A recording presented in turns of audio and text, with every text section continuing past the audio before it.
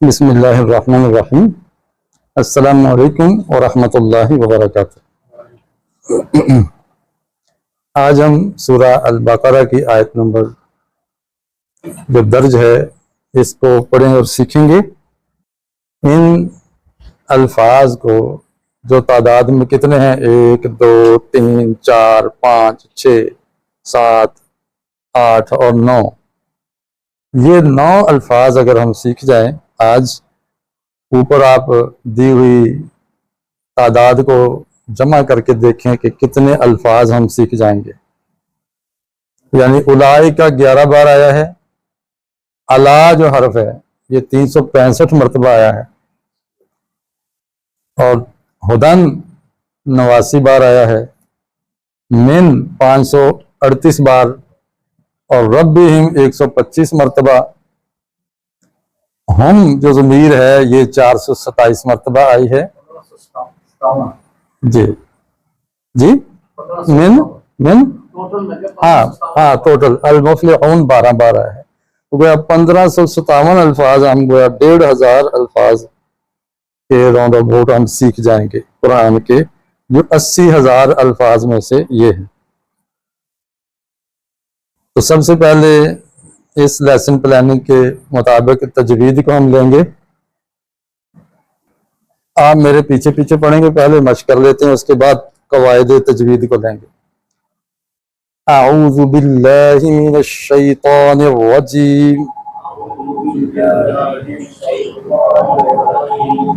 बिस्मिल्लाहिर रहमानिर रहीम, उलाइका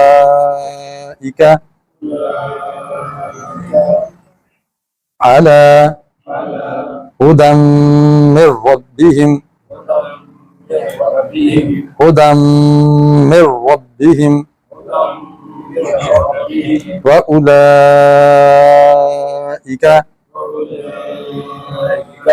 हुमुल मुफ्लिहून, हुमुल मुफ्लिहून। आपने इन दो लफ्जों पे देखा कि मद कुछ ज्यादा लंबी की है। कल हमने मखारिज पढ़े थे, मखारिज तकरीबन हो गए हैं। अब जैसे ही कोई नया हर्फ आएगा फिर हम उसको वहां सिखा देंगे, वगरना वो कवर है। दूसरा सबक हमारा मद का है। तजवीद में मद का माना क्या होता है? लंबा करना। इसी से लफ्ज बना है मुद्दत। आप कितनी मुद्दत वहां रहे, यानी कितना लंबा अरसा वहां रहे। कुरान में है व इज़ल अर्ज़ु मुद्दत, जब जमीन को खींच दिया जाएगा। मुद्दत मद का माना होता है लंबा करना, और आमतौर पे उर्दू में इस तरह लिखा होता है अलिफ मद्दा। तो गोया इस अलिफ को हम मद करेंगे, इसको अलिफ मद्दा कहते हैं। ये मद्दा मद कब होती है, कोई हरफ या हरकत कब लंबी होती है? हम हरफ को बेस नहीं बनाते, हरकत को बेस बनाते हैं, क्योंकि हरूफ 29 हैं और हरकत 3 है। तो थोड़े को हम बुनियाद बना लेते हैं, उससे आप आसानी से याद भी रख लेंगे। याद रखिए कि ये एक ज़बर है, ये क्या है? ज़ेर, और ये क्या है? पेश।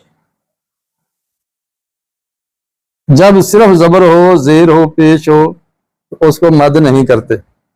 लेकिन अगर खड़ी ज़बर हो, खड़ी ज़ेर हो, या उल्टा पेश हो, तो इसको मद करते हैं, लंबा करते हैं। 2 गुना आवाज़ आ जाती है ज़बर की बजाय। मतलब बा, इसको 2 दफ़ा पढ़ें तो बा, बस इतनी ज़्यादा लंबी कर बा, यूं समझो कि मुट्ठी खुलने के बराबर। बा, बी, बू, इतनी ही मद करनी है।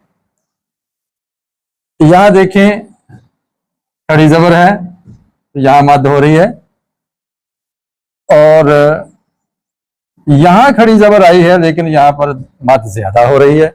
उलाइका, इसको हमने ज्यादा लंबा नहीं किया, इतना किया अला हुदम, अलाहु, अलाहु, बस इतना ही मद किया है। जबकि इसको हमने ज्यादा लंबा किया, इका, तो इसकी वजह क्या?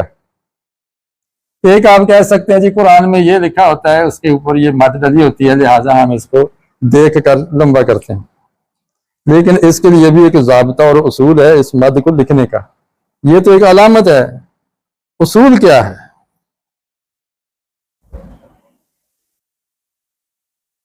उसूल ये है कि जब खड़ी जबर के बाद हमजा आ जाए, जेर वाला हो या जबर वाला हो या पेश वाला,